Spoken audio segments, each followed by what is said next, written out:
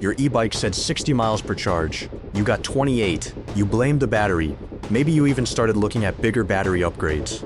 But here is the truth. The battery is not the problem. You are. And before that sounds harsh, here is what that actually means. Most beginners make at least 6 of these 10 mistakes every single ride. Each one quietly cuts their range in half. None of them require spending money. And number 1 is something almost every beginner does without realizing it from day 1. We are counting down all 10 right now. Starting with number 10. Number 10.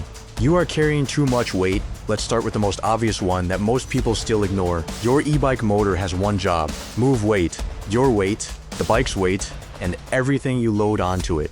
The more total weight that motor has to push, the harder it works. The harder it works, the faster the battery drains. It is that direct. Most beginners do not think about this. They add a rear rack, throw on a full backpack, clip in a phone holder, maybe attach a bag to the handlebars, and then wonder why their range dropped by 10 miles.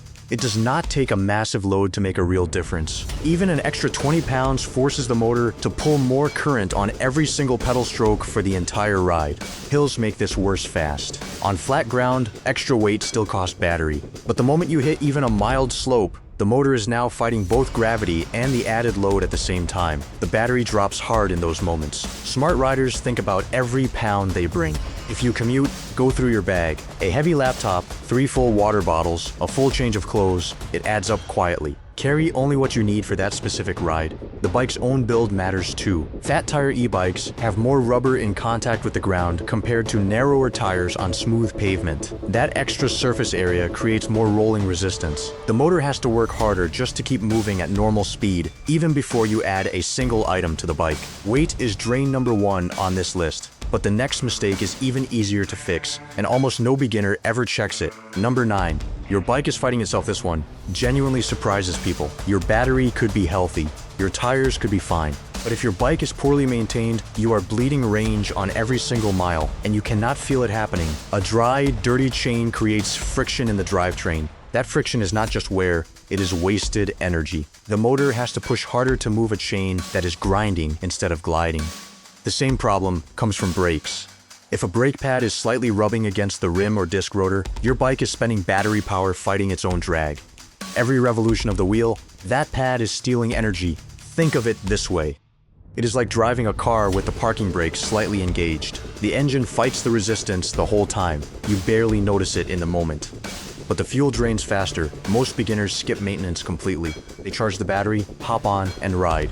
A well-maintained e-bike delivers range figures much closer to what the manufacturer promised. A neglected one falls well below. The fix is simple. Keep the chain clean and lubricated with proper bike chain oil. After that, check your brakes. Spin each wheel freely and watch if it slows on its own faster than it should. Listen for a faint scraping or grinding sound while you coast. If you hear it, something is rubbing. That sound is your battery quietly disappearing. This check takes 5 minutes. It costs almost nothing, and most riders only discover this problem when a mechanic points it out at a service appointment. Now, here is where things start getting more interesting. Number 8 has nothing to do with the bike itself. Number 8, you are choosing the wrong route. 2 riders, same e-bike, same battery. One gets 45 miles, the other gets 28.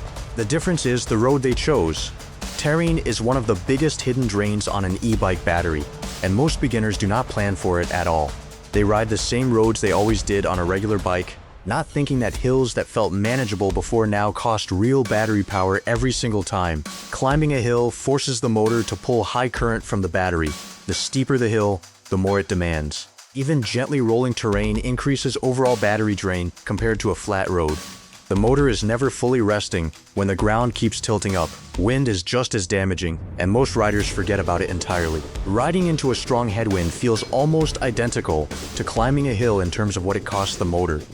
You are pushing a wall of air out of the way constantly. A strong headwind combined with a hilly route can cut your range by 40% or more compared to a calm, flat ride. Smart riders plan around this. Before leaving, check the wind direction. If the wind is coming from the north and you are heading north, expect a drain on the way out. You will get that wind at your back on the way home. Use that knowledge, take the hilly direction on the easier leg of the trip. If your e-bike has a display showing power output in watts, watch that number on climbs. It spikes sharply on elevation. That spike is your battery dropping faster than you expect. Downhill sections do help a little, but they rarely make up for what the climbs cost. Route choice matters more than most people think. The next mistake on this list is one that hits city riders hardest. And it happens dozens of times on a single ride without anyone noticing. Number 7. You keep stopping and starting to think about a car stuck in city traffic. It burns more fuel than the same car cruising on a highway at steady speed.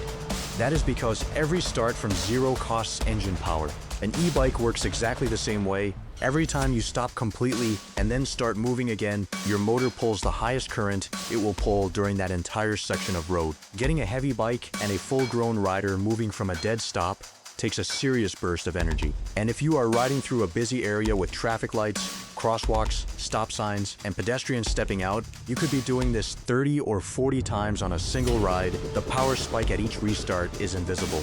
You do not feel it the same way you feel a steep hill, but it is there and it is real.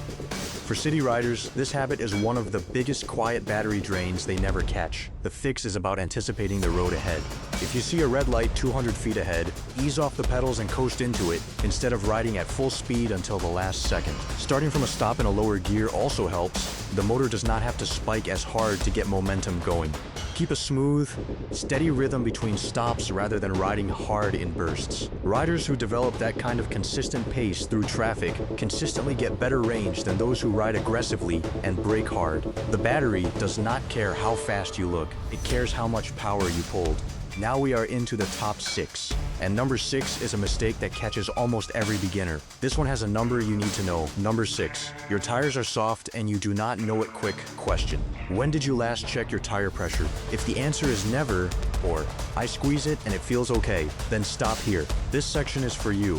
Underinflated tires spread more rubber against the ground. More contact creates more rolling resistance. More resistance means the motor has to pull more power just to keep you at normal riding speed. And this happens on every single mile of every single ride, draining your battery without a single warning sign. The squeeze test is not reliable. A tire can feel firm and still be 15 psi below where it should be. You need a proper pressure gauge. They cost a few dollars and take 90 seconds to use. Your target PSI depends on your bike type. Commuter e-bikes generally perform best between 40 and 70 PSI. Road e-bikes often run higher, between 70 and 100 PSI, for the lowest rolling resistance on smooth pavement. Fat tire e-bikes use much lower pressure, between 5 and 20 PSI off-road, or up to 30 PSI on pavement. Mountain e-bikes typically stay between 20 and 45 PSI for traction on rough ground. Your personal weight adjusts this further. A heavier rider needs pressure toward the upper end of the recommended range. A lighter rider can run closer to the lower end. The correct starting range for your specific tire is printed on the tire sidewall. That number is there for a reason. Cold weather also drops tire pressure automatically. For every 10-degree drop in temperature, you lose roughly 1 PSI. A rider who checks pressure in September and never checks again through the winter starts every cold ride already underinflated. Check your pressure once a week. That habit alone can give you back 5 to 8 miles of range per charge without changing anything else on the bike. Number 5 is the one that shocks beginners the most because they thought they were being responsible. They were actually making things worse. Number 5. Cold and heat are quietly killing your range. Same rider, same route, same assist level. 52 miles in summer, 31 miles in winter. What changed? Temperature did, and most beginners have no idea that their battery is affected this much. E-bike batteries use lithium-ion cells. These cells store and release energy through chemical reactions. Cold temperatures slow those reactions down. When the temperature drops, the battery's internal resistance increases. That means the battery has to work harder to push out the same power it delivers easily in warm weather. Energy that is technically still in the cells becomes harder to access. Here is what that looks like in real numbers. At 41 to 50 degrees Fahrenheit or 5 to 10 degrees Celsius, expect a 10 to 20% range drop compared to a warm day. At freezing, 32 degrees Fahrenheit or 0 degrees Celsius, that grows to 20 to 30%. Below 23 degrees Fahrenheit or minus 5 degrees Celsius, you can lose more than 40% of your normal range on the same ride. The good news is that this loss is temporary. When the battery warms back up, most of that capacity returns. The damage is not permanent unless you make one specific mistake. Never charge a cold battery. Charging a lithium-ion battery below 32 degrees Fahrenheit causes a reaction called lithium plating inside the cells. This permanently reduces the battery's total capacity and creates a long-term safety risk. The loss does not show up immediately, but over time, your range simply gets smaller and never comes back. The fix is straightforward. Store your battery indoors at room temperature. Bring it inside the night before a cold ride. Install it on the bike just before you leave. That one habit protects both your daily range and your battery's long-term health. Heat is dangerous in the opposite direction. Storing your e-bike battery in a hot car during summer, where the inside of a parked vehicle can hit 140 degrees Fahrenheit on a sunny day, causes irreversible capacity loss.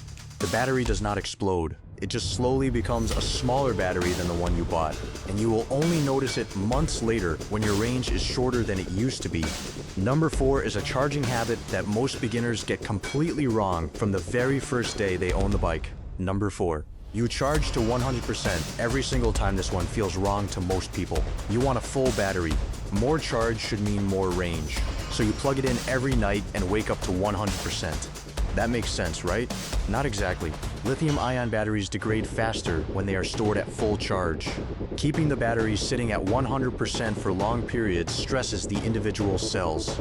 Over months and years, this gradually reduces how much total energy the battery can hold. You will not notice anything after one ride. But 6 months later, that battery does not have the same capacity it started with. That is not a defect. That is what full charge storage does to lithium-ion cells over time. The same problem exists at the other end. Storing the battery at 0% risks a deep discharge that some batteries never fully recover from. The ideal storage range for a lithium-ion battery is between 40 and 70% charge. If you ride every day, charging to 80% is a smart habit.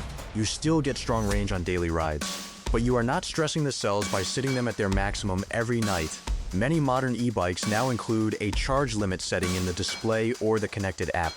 If your bike has it, use it. Set the limit to 80% for daily riding and only go to 100% before a long trip where you need the full capacity. Also worth knowing, lithium batteries slowly lose charge on their own even when the bike is not being used, roughly 2 to 3% per month. If your e-bike sits unused for a few weeks, check the charge level. If it has dropped below 30%, give it a short top-up back into the 40 to 70% zone. This single habit protects the most expensive component on your entire e-bike. Now we are in the top 3, and number 3 is going to change the way you look at that speed display. Number 3, you are riding too fast. Speed feels great. For a lot of beginners, that effortless speed is the whole reason they bought an e-bike. But speed has a cost that most beginners never see coming, and it is not a small one. Air resistance does not grow in a straight line as you go faster. Going from 10 miles per hour to 20 miles per hour does not just double the resistance your motor has to fight, it quadruples it. Pushing from 20 miles per hour up to 28 miles per hour makes an even bigger jump. Every mile per hour above a certain point costs dramatically more battery power than the mile per hour before it. Real-world testing confirms this clearly. Riding consistently at 28 miles per hour can use 50 to 100% more energy per mile compared to cruising at a steady 18 miles per hour. A bike with a stated 50-mile range at moderate speed may only deliver 25 miles when pushed at full top speed continuously.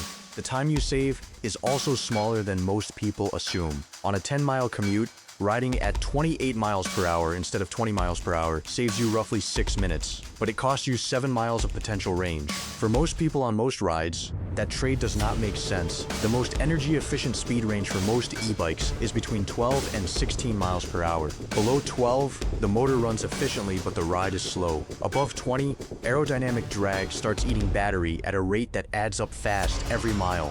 Dropping your cruising speed by just 3 or 4 miles per hour can noticeably extend your range on your very next ride. You will barely feel the time difference.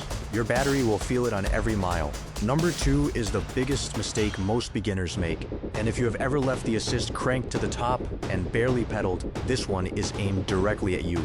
Number 2, you are running on too high an assist level. The assist level control is the most powerful range control tool on the entire bike. Most beginners find a comfortable setting on day 1 and never move it again, setting it way too high. Turbo mode feels amazing. Hills flatten out and wind stops mattering, but it draws continuous high current. Riding in turbo all the time can cut your real-world range by up to 50%. That is the difference between finishing your ride on a full battery or limping home on 5%. Industry tests show continuous maximum assist yields around 38 to 41 miles, while moderate settings push range to 57 miles. That is 16 extra miles from one button press. The smart approach is to treat assist levels the same way you treat gears. Use higher assist on steep climbs or into strong headwinds. Drop back to eco on flat ground. Move between levels constantly. Number 1. You stopped pedaling and called it. Riding this mistake costs more range than any other single factor. Most beginners quietly make a decision without realizing it. The motor does the work now. They spin the pedals just enough to trigger the assist sensor and let the bike carry them. Here is the problem. E-bike motors are built to assist your pedaling, not replace it. When you barely pedal, the motor runs close to full load, burning battery at a fast rate. When you pedal properly, the motor shares the work. Riders who pedal efficiently regularly beat the manufacturer's stated range estimate. Riders who barely pedal fall well below it. You do not need to sweat through the ride, you just need to pedal with intention. A calm, steady 70 to 80 RPM works with the motor instead of making the motor work alone. That single habit unlocks more range than a bigger battery.